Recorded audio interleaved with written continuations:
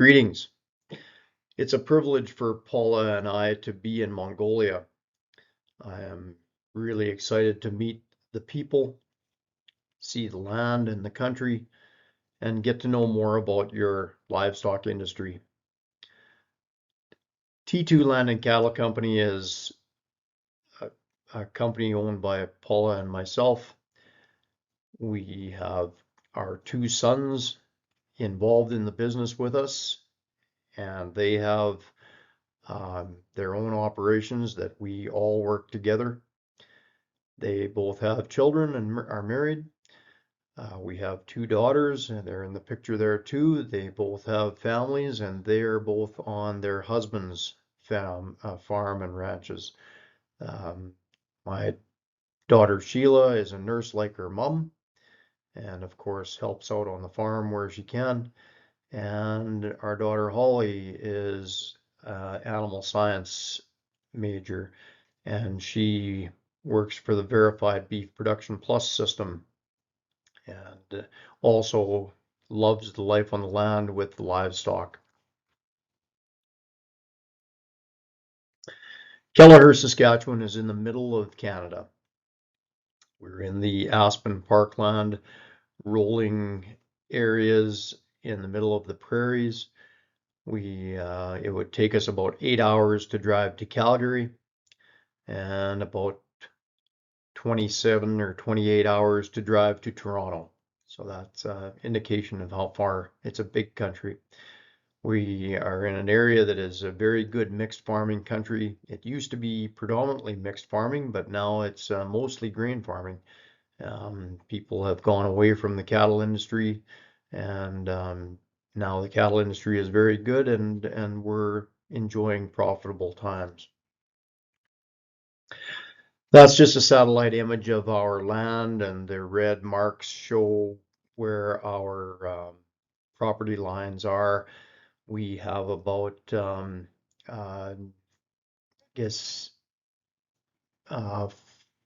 4,000 hectares that we operate our mixed operation on. Each one of those little squares is about 65 hectares. It's called a quarter section. And we run half of our land base in forages and half in annual crops.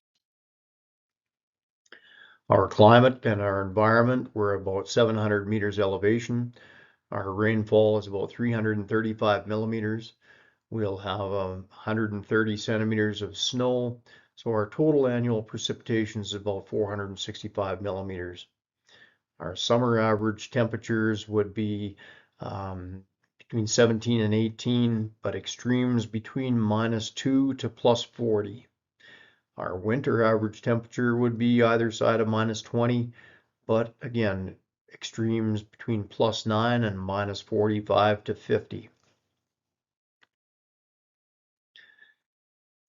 So the logo is a very special thing to me above there. The T/2 is the brand that we put on our cattle that identifies our animals as ours. And the boots is to indicate the intergenerational and the family aspect of our business, because the people are what we focus on.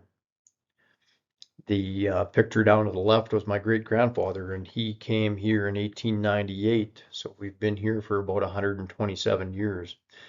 And my grandfather on my father's side, he came to our area after the First War and settled in 1921. So we became a century farm in 2021. These are the two people that are mostly responsible for me being where I am, because my mom and dad, my dad bought his first quarter land when he was 18 years old, married my mother about 10 years later, and they built a business that was capable of bringing me back to it. And that was a privilege, because that's all I ever wanted to do. It's what I love, and they created the opportunity for me to be there and to raise a family there as well. We're a beef and grain ranch and farm. Our goal is to have a business and an enjoyable life on the land for several generations and support several families. to optimize our resources and build the healthiest soils so the next generation can have a life on the land as well. We run about a 10 to 15 year crop rotation. 5 to 7 years will be in forages, perennial forages, of meadow brome, crusted wheat, many different legumes. We seed special blends around our wet spots so that we have good forage production in areas that might not grow it very well if we didn't focus on that. And that's something that guys like Bill Gettu have helped me out with, and selecting forages that work well for us. And researchers like that have played a really important part in developing of our system. We will put up forage for the first 2 production years after we establish forages, and then after that it will be in a planned grazing system for the balance, where the cattle graze for a very short period of time, from 1 to 5 days, and then they move, and the grass stand gets rested for a long period so it can regenerate and rejuvenate and develop the root system. In the annual farming part of it is also 5 to 7 years. We grow wheat, canola, oats, barley, peas. All of our crops are direct seeded. The grain enterprise is a greatly benefits from the cattle enterprise, because the forages, when we take them out of production, there is 200 to 400 pounds of nitrogen, organic nitrogen, available for production of the annual crops. And we build a healthy, vibrant soil with high organic matter and a good litter cover protecting the soil for either managing high rainfall times or managing very dry times. That insulation layer of dead grass that we don't disturb is a very important thing for our soil and the health of our land. 50 to 60% of our nitrogen is free because of our legumes and the nitrogen fixation ability of legumes. And that's a great savings to us because we don't have to buy that nitrogen. That would represent probably $250,000 worth of nitrogen that we don't have to buy. Our grazing and winter feed, again, is put up from our forage stands that in establishment. We grazed about 1,200 cow-calf pairs on 1,550 hectares of high legume pasture from June 1 to November 1st. We put up winter feed on about 450 hectares of haylage, about 160 hectares of silage, and of course we use all the byproducts from our grain farming operation.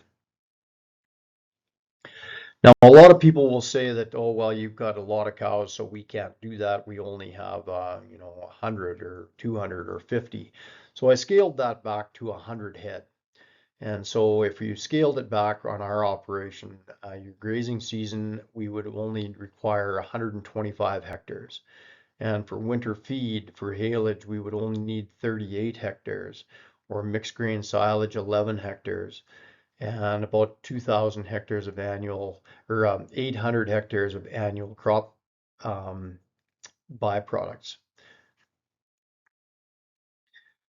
Our calving season is supposed to start May 1. The bulls go out in July 22nd, so here in a couple days.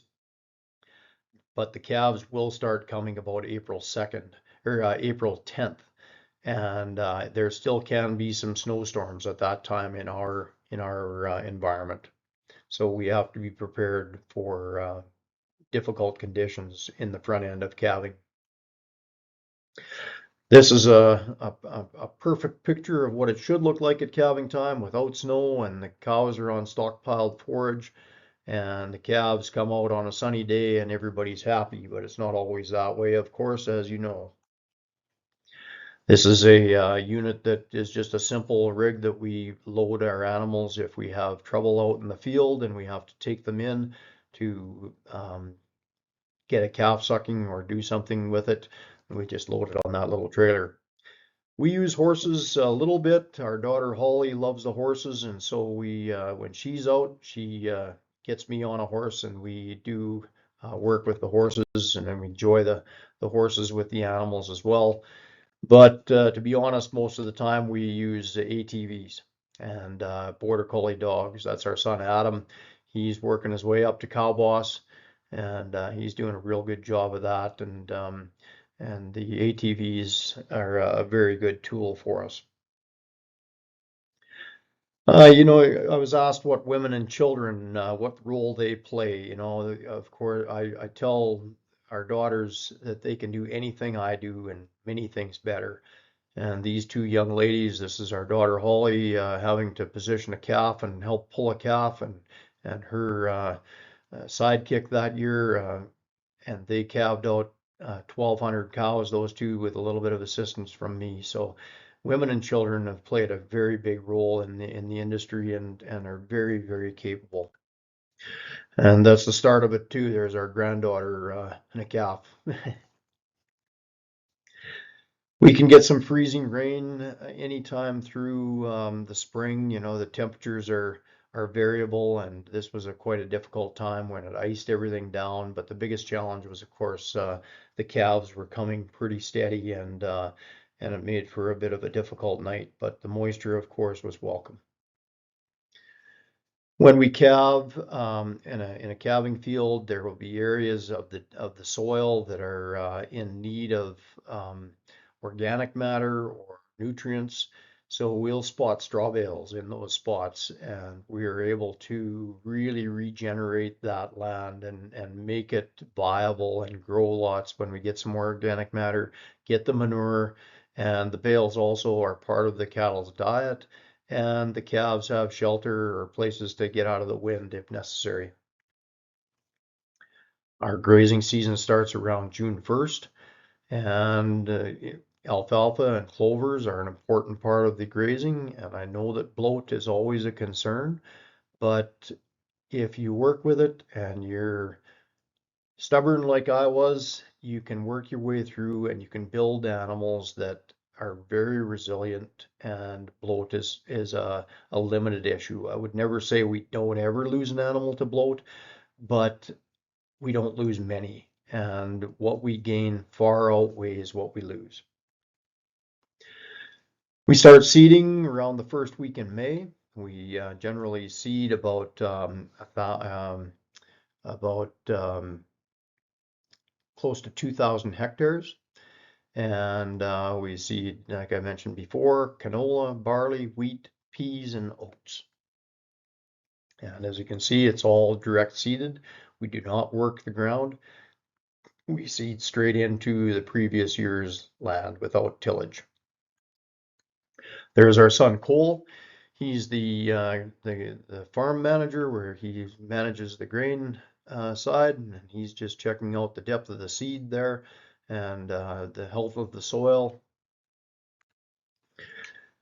But forage crops are always my favorite crop, and I just I take great pleasure in turning a bunch of cows into a nice tall stand of grass, and having the calves disappear out of sight and only being able to see the tops of cows, and a real strong mixture of different forages can accomplish that.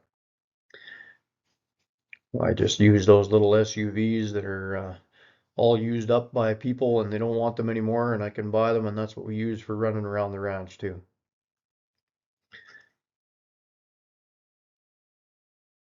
So the cattle, we graze about 11 or 1,200 pairs in one group. We move them regularly. All of our fences are 1- and 2-wire electric fence. Electric fence is a wonderful tool. It's very, very effective. Most of our fences inside our property lines are just 1 wire, and we can have very good stock control with them. We move the cattle every 1 to 3, sometimes 5 days, and so they are on a piece of a paddock very short period of time. They graze it, they tramp it, they manure on it, and then we move them, and it regrows for 45 to 60 days. And we were able to grow a tremendous amount of grass that way. The wire is held up just by a steel rod that is charged electrically so that we can leave it up for a day and the cows can go back and forth and get their calves.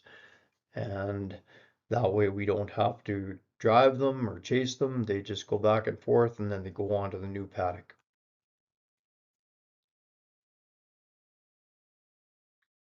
So when we have a good season and we have a lot of rain, we will tramp and we'll manure on about half of the forage.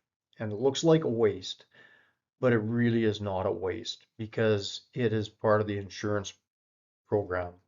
Because when we have a dry year and it's not growing, that grass is down there protecting the land and helping the water cycle.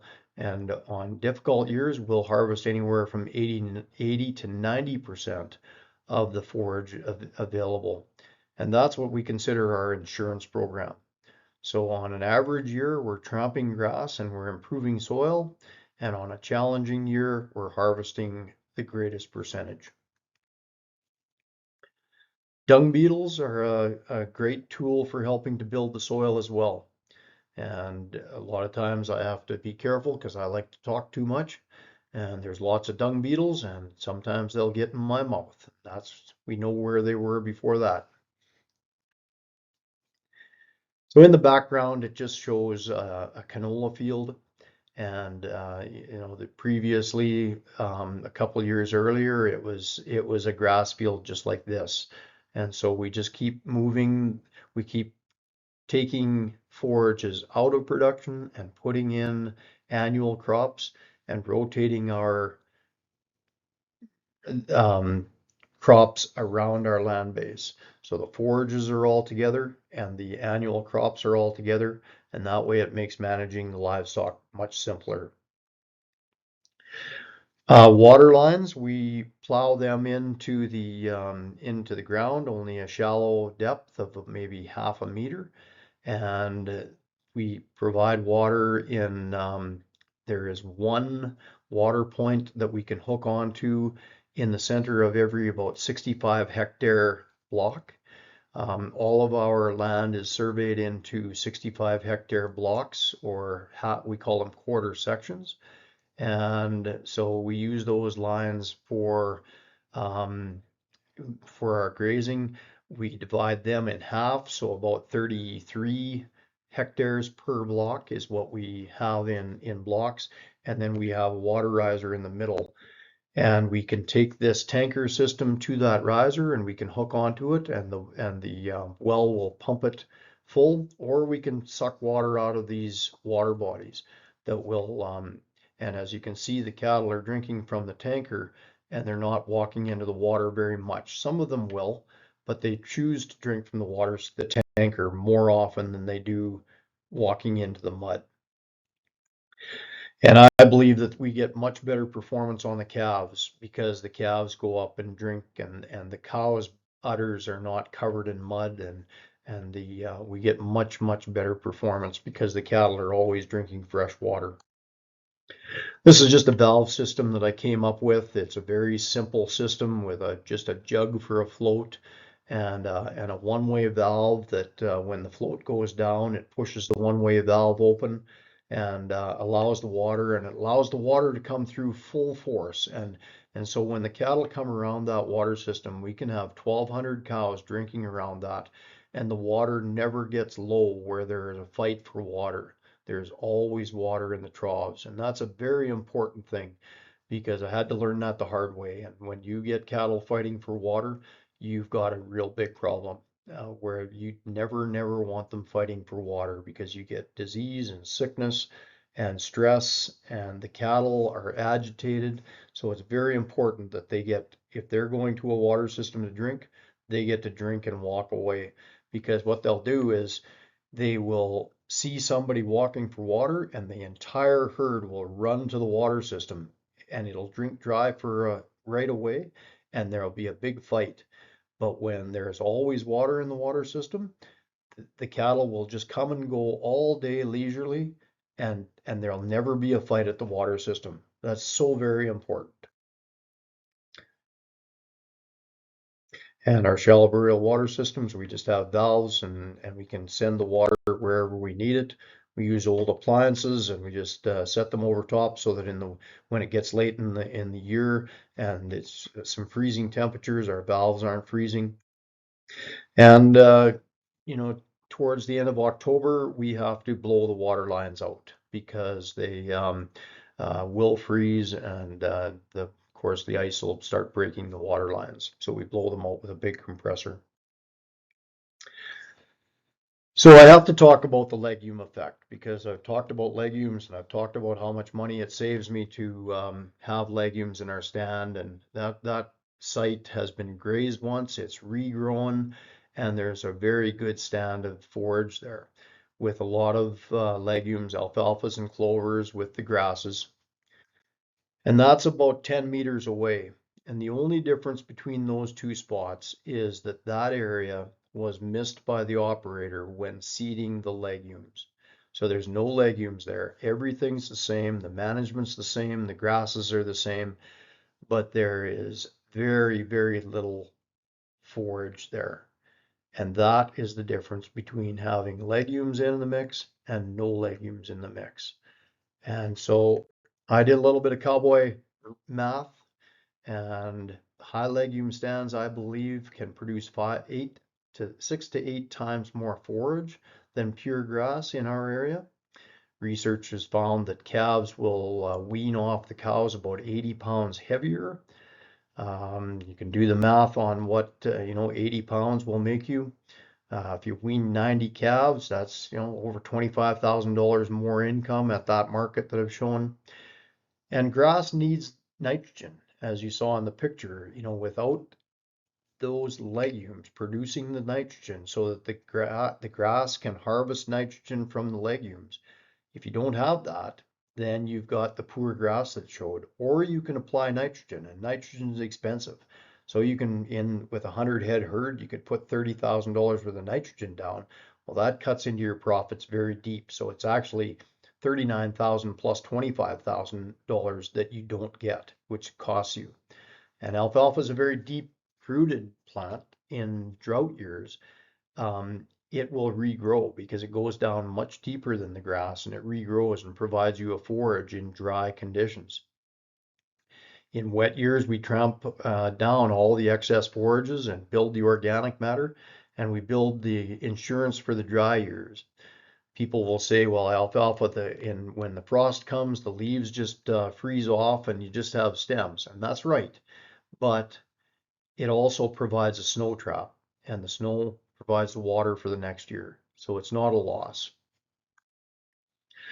This is the silage operation. As I said, when we establish a forage stand, we put a cover crop of peas and wheat, and we chop that for silage on the first year. The next year, the alfalfa and the grasses come, and we chop that as well for winter feed. And then after that, it goes into the grazing. But we haul it home with the trucks, and we pack it in a feed yard that way we can build rations to supplement the cows in the winter time. Family, just like you, family is what it's all about. Without our family, well, everything we do isn't worth much. So we make time, even when we're busy putting up feed, to sit and have supper together. Paula or one of the girls make supper. They come out with a truck. We all sit down and we enjoy the time together, and the grandchildren, and have some laughs, and then we get back to work. But it's so important to make sure that we enjoy the people around us, and I know that Mongolian people find family is an important thing in their life as well. This is our daughter Holly standing in the peas and wheat.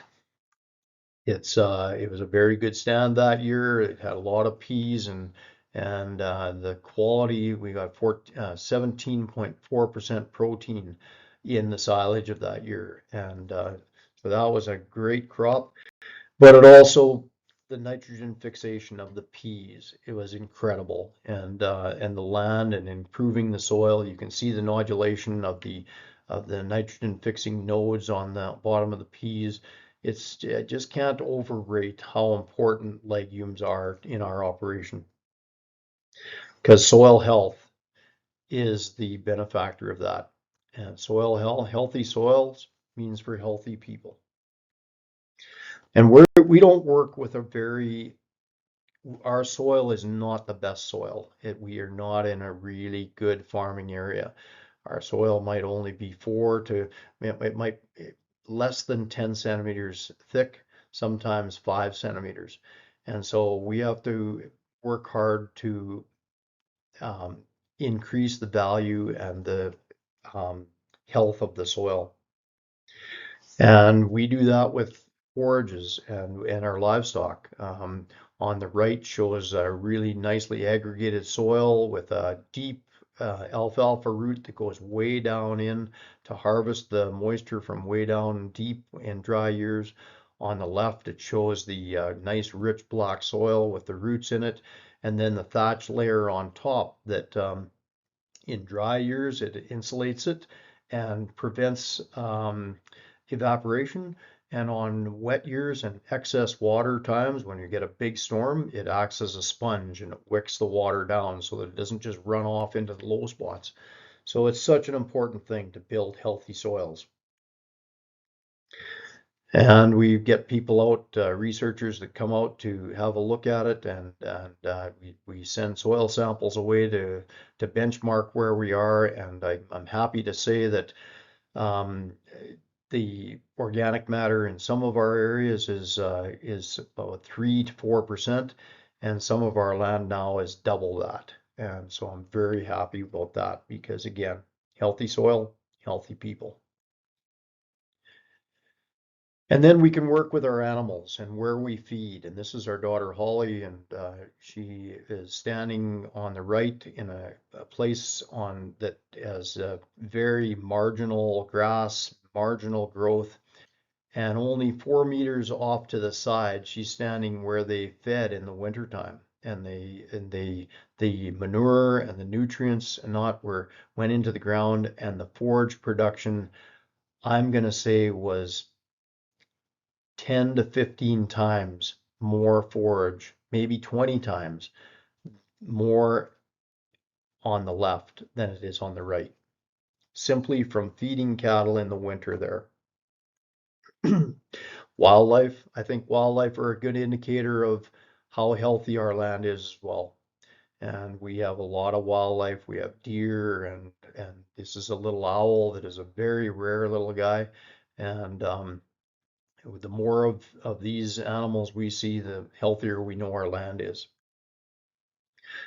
Harvest is generally in September. We, again, crop byproducts are very important. We pull those little wagons behind the harvester, and we drop the piles in the field so that we can run electric fence between them in the winter and supplement feeding on. This is generally September, and it's a very good source of the base roughage, but it isn't enough nutrition to sustain a cow. It has to be supplemented to some degree, so you have to do some feed testing, and you have to have some feed supplements to make use of it. This is a very simple chaff collection system on the back of a conventional combine. So the small particles, the chaff, comes off the shoe of the combine, goes into that little box, and it is weighted so that it just simply fills up and dumps all by itself. Just keeps on going all day long, dropping those little piles down on the bottom. And it is a really effective way of collecting. And that chaff, when it isn't the straw, it's much higher quality. If you don't have to add much feed to that to be a base feed product for wintering cows. And the people again. I go back to the people. The people are what it's all about. And there's our grandson. And if we continue to build the land and foster the relationships, then they will be able to be on the land as well. In mid-November is when we start to, it's the start of winter, and we bring the cow herd in and we test them for pregnancy, and we wean the calves. We wean the calves into the feedlot, and the cows go back out to the field. There's Holly sorting the cows from the calves. Again, many operations now, when the cattle business was difficult for the last 15 years, a lot of young men migrated to grain farming, and they liked grain farming. They liked the machinery. A lot of young women still really enjoyed animals and wanted to be around the animals and working with animals. And so we've got a lot of really great young women that enjoy and love this business, and Holly is definitely one of them. There's just some calves in the feedlot.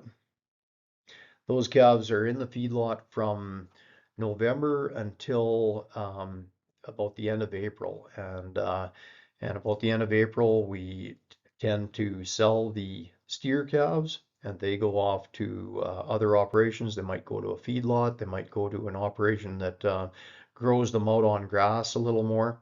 But and then our heifers will breed a bunch of heifers. We might sell some. We like I showed before, we spay some heifers and we put them on grass, and we put them back in the feedlot. So we have a number of options, but come April, May, we finish with the feedlot. The feedlot is no longer in operation through the summer. When we are finished pregnancy testing and have the calves weaned, the cow herds go back out to the land again. They're put into 2 or 3 herds, and we group them based on nutritional need. So our base herd, our number 1 cows, are in one herd of 300 or 400 cows, and they're in really good body condition. They don't require a lot of supplement nutrition taken to them. And then our herd 2 or herd 3, they will be like our first calvers, our young cattle that are still growing, or our older ones, or our thinner ones. So we sort them out into different groups according to their nutritional needs. And that saves us a lot of money, because the older ones don't, or the prime cows, they would be the boss cows that push everybody away and get all the nutrients, and they don't need them. And the younger, smaller ones would be, they would get thinner yet, or poorer condition. So we sort them in the wintertime accordingly. Electric fence works very well in the winter as well, but it's really important that they get trained to electric fence in the summer, because frozen ground is a very poor conductor, and if the cattle don't get the shock that they need to have good stock control. And none of these systems work if you don't have good stock control. So it's really important that you have trained cattle, and then the cattle will respect that fence because they remember that shock from the summer. Our cows in after pregnancy testing, they'll go out grazing, and they can graze through a fair bit of snow. This is easily a half a meter of snow in places, and they just stick their head in there and they graze away, and we don't have to supplement feed a lot in there, because these areas didn't have any cattle on them all year, and then they go out onto them in the wintertime, and there's lots of feed underneath the snow. But when the snow gets too deep and it gets cold and they need some more supplement feeding, we'll go to those chaff piles and those byproduct fields from the annual grain farming, and we supplement feed with a mixed ration of all different kinds of ingredients, whatever we have, our silage and haylage, some grain, different ingredients that bring the nutrition up to the level that each individual herd needs. This is the truck that we go to. It's always nice if we don't have to have that plow on there, but when we have to have it, you've got to have it. Again, Holly and the women in our industry are very capable of doing all this stuff.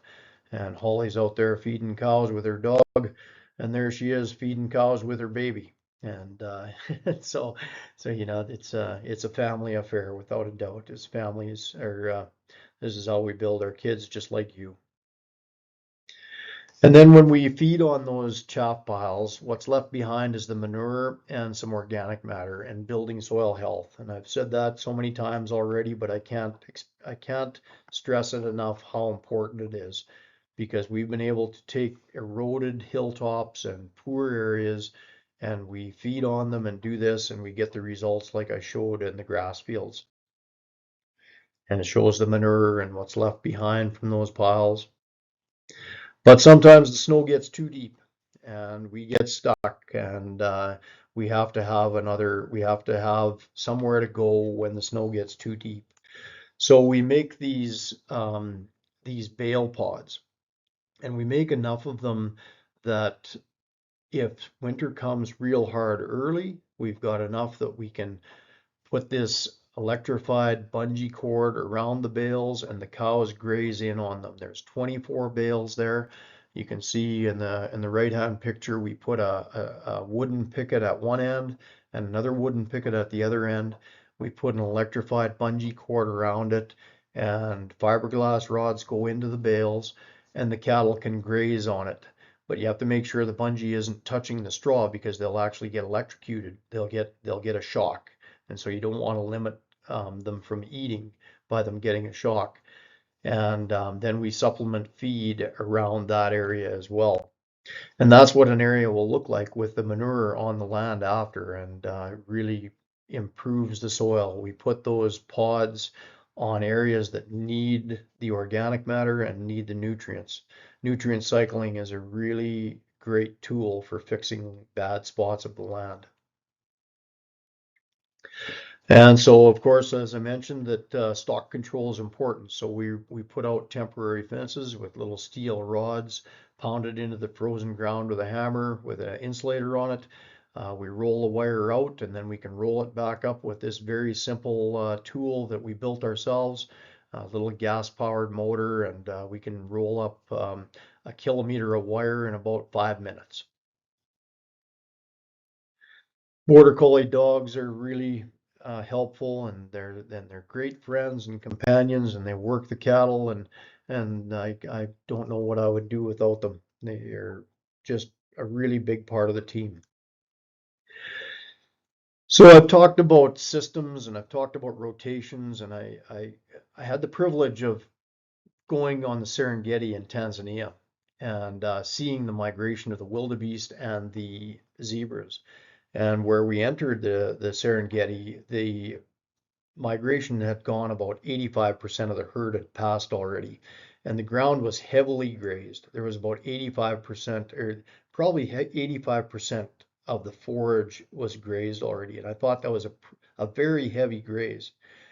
And but then I thought, and then I saw this picture, this illustration of the migration, and I thought that can be exactly like our land map and the migration of our cattle around our system, and how we can utilize our resources, utilize our land, and manage our animals for the optimizing of everything. And when we got about 150 kilometers away from in the Serengeti, this is the kind of grass we found.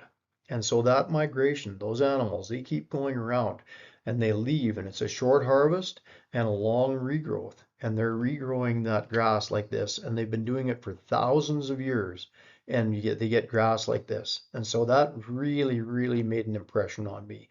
I thought that was such a great illustration.